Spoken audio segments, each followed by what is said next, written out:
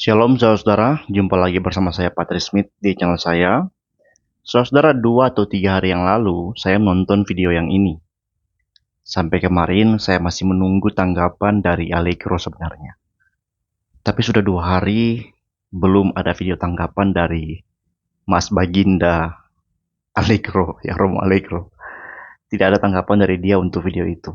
Padahal ya biasanya kalau menanggapi video yang lain itu hanya dalam hitungan menit, bahkan ya maksimal jam. Tapi ini sudah 2 hari, bahkan sudah 3 hari, Allegro belum membuat video tanggapan untuk video itu. Tapi ya kemarin dia membuat video yang lain, video tanggapan ke yang lain. Padahal Allegro kan gampang aja kalau mau menanggapi kan. Seperti yang biasa dilakukan, tinggal masukin prompt di ChatGPT, buat tanggapan nyeleneh untuk narasi Crusader Network yang berbicara poin-poin ini. Sudah tuh, keluar hasilnya tuh. Tinggal Allegro rekam sambil baca lalu upload seperti yang biasa dia lakukan. Tapi kenapa lama?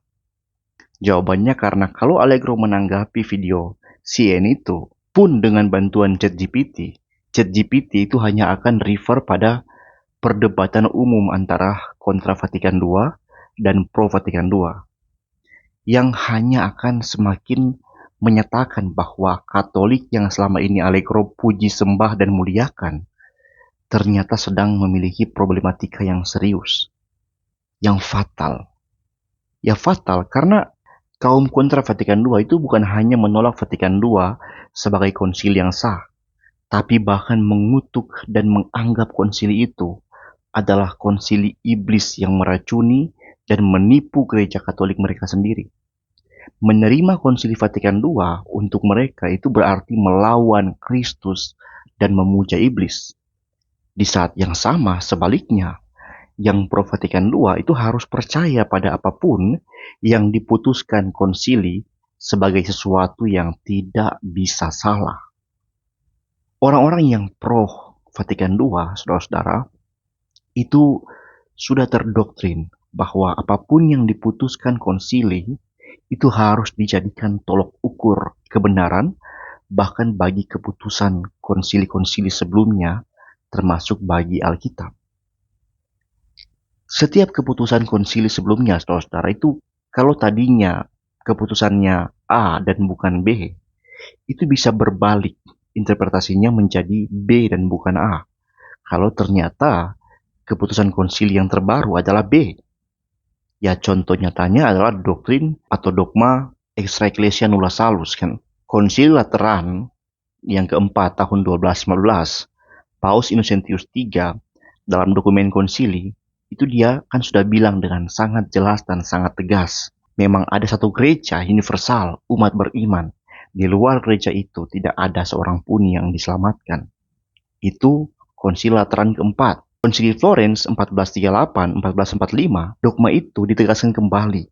Menyatakan the Holy Roman Church firmly believe, profess, and preaches that none of this existing outside the Catholic Church, not only pagans but also Jews and heretics and schismatics, can become partakers of eternal life. Gereja Roma Suci dengan teguh meyakini, mengakui, dan berkhotbah bahwa tak seorang pun di luar gereja Katolik, bukan hanya kaum pagan, tapi juga kaum Yahudi, kaum Bida, dan kaum skismatis dapat menjadi peserta kehidupan kekal.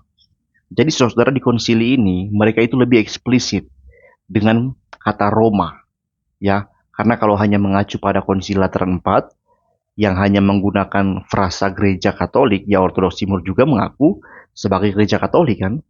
Nah, untuk menutupi kemungkinan itu, mereka buat lagi penegasan dengan kata Roma dan memberikan semacam denial kepada kaum Yahudi, kaum Bida, dan skismatis. Nah, kaum skismatis ini, saudara, adalah kategori yang pasti untuk Ortodoks Timur kala itu. Mereka tidak dapat menjadi peserta kehidupan kekal. Ya, dan gak hanya sampai di situ, saudara-saudara. Puncaknya adalah Vatikan I yang menekankan bahwa gereja Roma adalah ibu dan kepala semua gereja. Dan dalam konstitusi Dogmatis Pastor Aeternus itu ditegaskan, jika seseorang berkata bahwa tidaklah perlu untuk keselamatan agar tunduk kepada Paus Roma, biarlah ia terkutuk, anathema sit. Ya, sampai di sini saudara, adalah sudah gila kalau Anda masih memiliki pengertian bahwa di luar gereja Katolik, orang dapat diselamatkan. Jangankan agama lain yang menolak Kristus jelas-jelas, bahkan kekristenan yang lain yang menerima Kristus seperti Ortodoks Timur dan Protestan pun gak akan diselamatkan kalau tidak tunduk pada Paus di Roma, alias tidak menjadi gereja Katolik. Tapi anehnya, saudara, kegilaan itu nyata terjadi, saudara. Konsili Vatikan II mengharuskan semua orang Katolik yang pro Vatikan II menjadi gila alias inkonsisten secara internal. Keputusan konsili yang sudah mereka yakini selama ratusan tahun belakangan tiba-tiba tidak boleh diartikan menurut pengertian konsili itu sendiri, tapi harus ditafsirkan dengan pengertian yang mereka namakan pengertian yang luas dan inklusif untuk bisa cocok dengan apa yang dinyatakan oleh Vatikan II, yaitu mereka yang bukan karena kesalahan mereka sendiri, tidak mengenal Injil Kristus atau gerejanya, tetapi tetap mencari Tuhan dengan hati yang tulus dapat memperoleh keselamatan kekal. Bahwa di agama lainnya ada berkas-berkas kebenaran, bahwa semua agama adalah jalan pada Tuhan, dan seterusnya, dan seterusnya. Saudara, orang waras siapa yang tidak akan mengatakan ini inkonsisten? Orang-orang waras itu adalah orang-orang yang kontra Vatikan II, jelas. Seperti ya komunitas Crusader Network itu, ya XPX dan Sede Vacantis. Kalau memang keputusan Konsili Vatikan II itu selaras dengan keputusan konsili-konsili sebelumnya, maka masalah tidak akan muncul dalam isu ini pasti. Tapi jelas isu ini sudah ada dan sudah berpuluh-puluh tahun menjadi konflik dan kebingungan yang nyata yang harus dihadapi oleh orang Katolik. Ya, seringkali orang Katolik itu menghindari kebingungan itu dan menyerang Protestan untuk menutupi, menghibur diri karena kebingungan mereka sendiri. Sudahlah para klerus ya.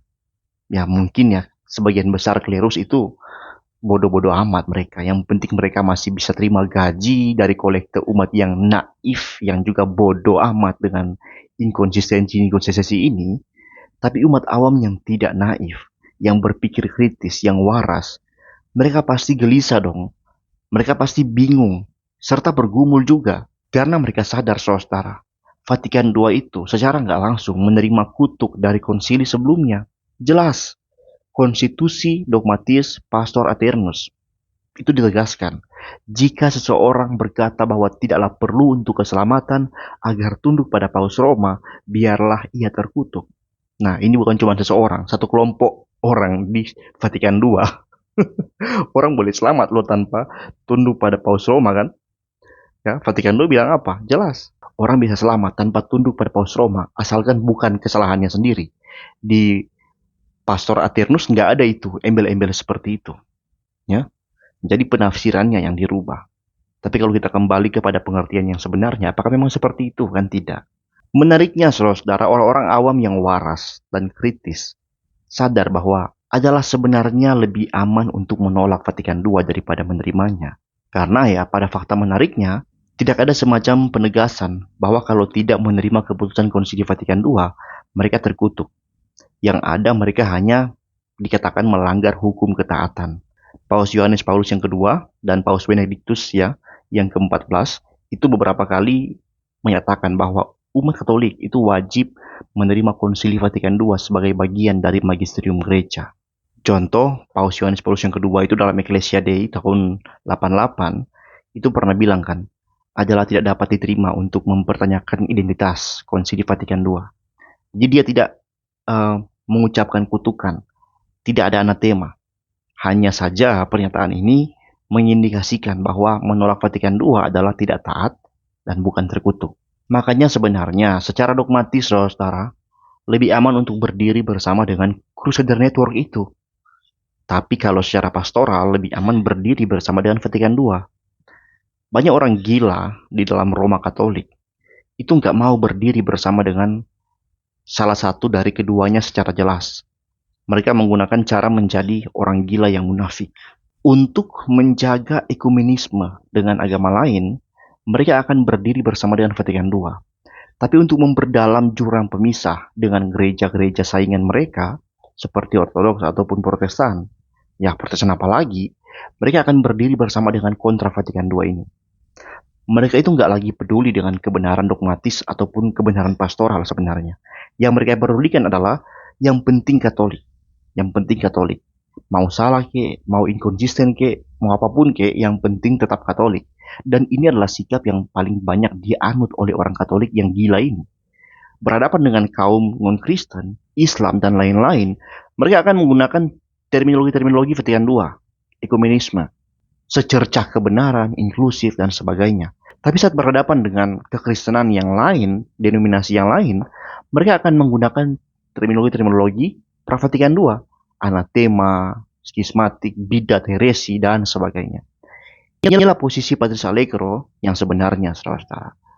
Saya pernah tukar-tukaran argumen dengan dia habis-habisan, membahas mengenai pernyataan Paus di Singapura.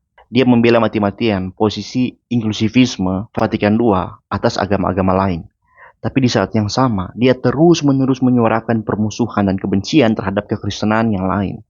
Mengatakan Protestan itu bidat, heresi, anatema, dan sebagainya. Meskipun saya sudah pernah tunjukkan bagaimana Paus Fransiskus sudah bersama dengan pengakuan iman Protestan. Jadi sebenarnya sulit ya untuk kebanyakan orang Katolik saat ini untuk nggak menggunakan posisi yang lebih aman dan fleksibel ini. Ya apalagi para klerus-klerus Katolik. Kalau jadi idealis Vatikan II murni, nanti harus secara tidak langsung mengakui gereja-gereja lain. Kalau terang-terangan menjadi kontra Vatikan II, bisa dipecat. Ya paling aman jadi munafik, jadi hipokrit. Yang penting gereja lain tetap dianggap sampah. Dan di saat yang sama, agama lain yang nggak terima Yesus dianggap mutiara. Ya makanya posisi seperti Crusader Network pun itu jadi dianggap tidak menarik. Bahkan orang-orang seperti Crusader Network itu nggak pernah berani terang-terangan menyatakan siapa dirinya. Karena kalau identitasnya diketahui, dia pasti akan diekskomunikasi karena dengan keras menyuarakan penyelewengan Vatikan II secara dogmatis. Tapi saudara, beginilah faktanya Roma Katolik itu hari ini.